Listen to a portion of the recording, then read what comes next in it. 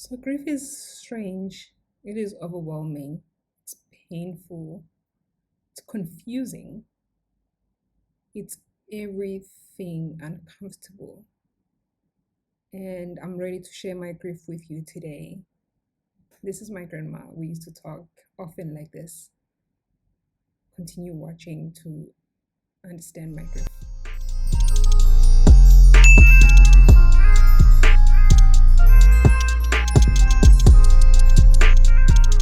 So if you've supported my channel for a while now, you know that I lost my grandmother on the 27th of July in 2021.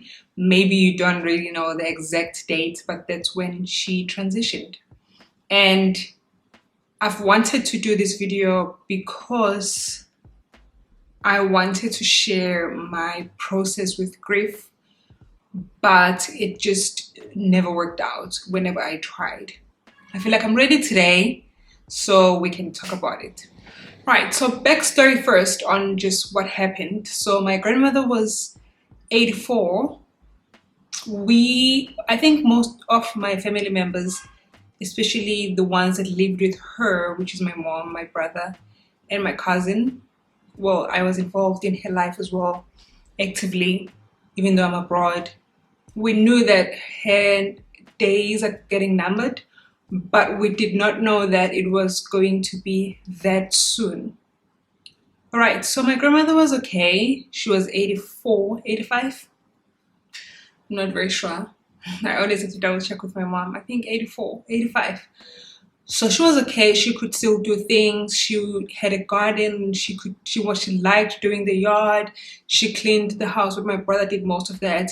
But basically she cooked as well whenever she could. She was still okay. And then at one point, 2 weeks before she passed on, I was told that she was not doing well and then she needed to go to the hospital.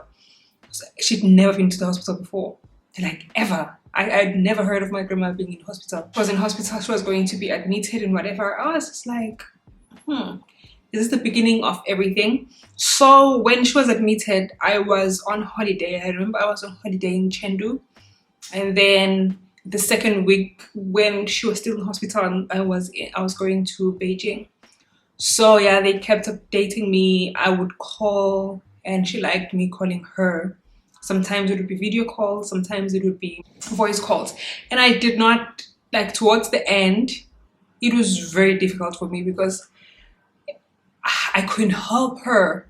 So it was like the calls were very painful for me, even though I knew that she liked the calls. Anyway, 2 weeks in hospital, and then she was discharged on the day that she passed. So she gets discharged on the day that she passed, which was the 27th. And then around 3-4 p.m. she passed on. For me, it was very odd because I just thought that, because my mom said that they said that she's got diabetes, which was something that we didn't know. And then when I called her, I'd see that she had that oxygen thingy, and I was very perplexed because I didn't understand what was going on. And then it turned out that my mom didn't tell me that she had COVID because she knew that I would panic or whatever, protecting me. Yeah, so my grandma passed because of COVID, really, not because of anything else. And I think that makes me really angry to this day because she was fine. She never left home. She was very cautious about COVID, but I guess it's COVID. So it got her because my mom works at the hospital. I'm not saying it was her. My brother and cousin would, God, for sure, it's COVID. You're home, you're not home, it's gonna get you. Anyway, she passes on. I'm in China. I was on holiday, basically alone. I had a session with my therapist, I think the following day. I also had school. I remember the following day waking up to finish up an assignment so that I would submit. So the second week of my holiday just really was me feeling really low and just sleeping. I had friends that I talked to about this.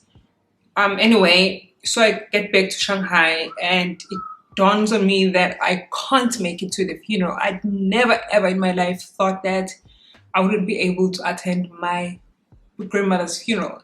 Like, don't get me wrong, I didn't think that she was going to pass anyway. It just never occurred to me that I could find myself in a position where I'm not able to attend the funeral. Right, so the funeral thing is begin, and then I contribute financially. The funeral happens. When everything was happening, for me it was like I didn't understand, and I still don't understand. So yeah, she gets buried. I called in to my brother and my cousin were able to have me on video, so I watched most of the funeral. And then before she passed, I started having panic attacks. I'd never had panic attacks before. Anxiety basically, but mostly it was panic attacks because I was like, she's gonna die, right? But I also didn't want her to be in pain. So I had guilt because I was like, I don't want her to suffer. I knew that she would not want to suffer. So my grief started with me feeling very guilty for relief that she transitioned, instead of, because my mom was thinking of getting someone to look after her and all that stress. And I was just like, oh my gosh, she's gonna hate that she was very independent. So yeah, panic attacks, anxiety. I'd never known a world without my grandma. So my mom had me at 15. My grandmother was like my second mom. So not having her was very perplexing for me. I did not understand what that meant. The video calls, like I remember the first few weeks when she passed, I missed the video calls because that's how we connected, and she was very shady. So we'd talk on the phone and it would be such a lovely time. So every time I just wanted to laugh, I'd call my grandma because she had stories for days. Like, she was very funny. She was very shady. She told me that I was the ugliest baby she had ever met, but then she was very grateful when I grew up and changed and started getting gorgeous. Don't get me wrong. That I was used to that, so I was not even mad at that because she used to tell me that I'm beautiful all the time when I was older. I don't know when I was little what she used to say, but I'm not saying that she was shady and she was straightforward. She was very loving. She wasn't perfect. There was a period where when I grew up, our characters clashed because I chose a life that she did not approve of when I got saved, and I wanted to not do the ancestral stuff and whatever. We didn't get along around those times, but otherwise we had a very good relationship before and after. That lasted for like a year or two, where she just didn't understand. I think the transition for her was too much, and she felt like I was being disrespectful, and I felt like I was being choosing myself. Like I've always been a person who to choose myself, whether you like it or whether you don't. I'm just still gonna choose myself. So we did clash on a few things, but she was my grandma and I loved her. So the period since July to now, I experienced actual physical, almost tangible pain that I'd never experienced before, and I was not ready for. I know that sounds crazy, but I didn't think she was gonna pass around the time. So it was very, very difficult at first to adjust to the fact that she was gone. I think it took me a little bit of a while, a few months, to understand that she's gone and it's okay. I need to now adjust to her being gone. And then towards her anniversary, I just decided that I don't want to be held back by the grief.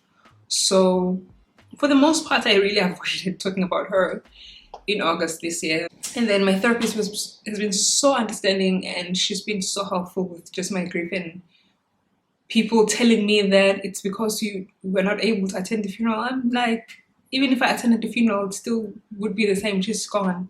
So that's not the point. So we've worked around those things. Yeah.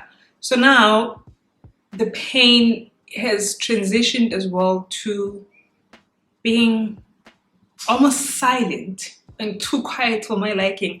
I actually preferred the pain in the beginning, where it was painful and I could feel the pain.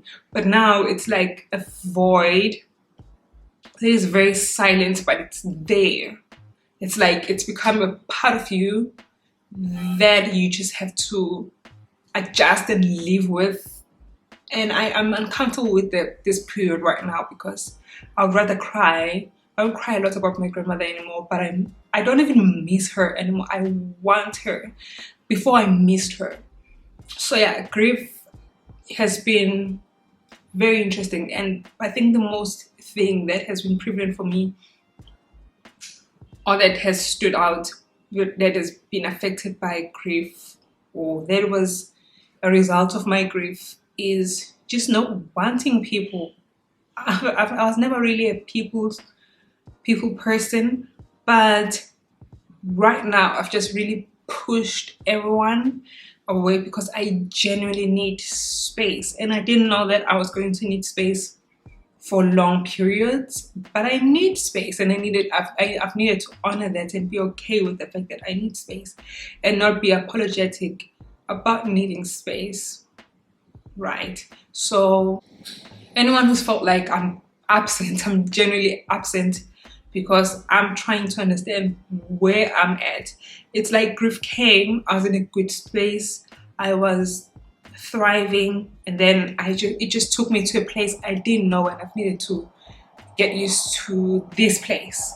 It's a new place that I've never been to, but very interested in understanding and getting accustomed to, and making peace with things the way that I can. My process is different from any other person's process. We all grieve very differently. I'm learning as well.